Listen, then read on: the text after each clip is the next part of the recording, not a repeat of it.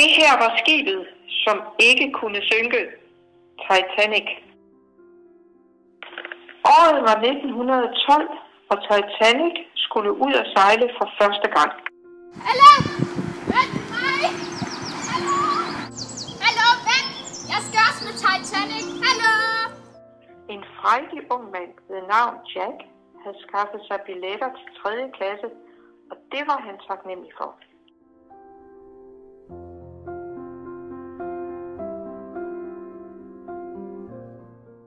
På den selvsamme båd befandt sig den smukke rigmandsdatter Rose. Oh my god, det er Rose. Nej, jeg har slet ikke travlt.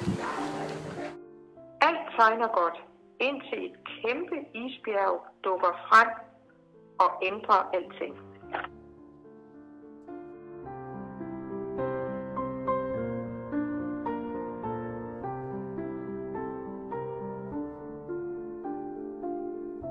Jeg venter bare her! Vi må bare slippe, Jack.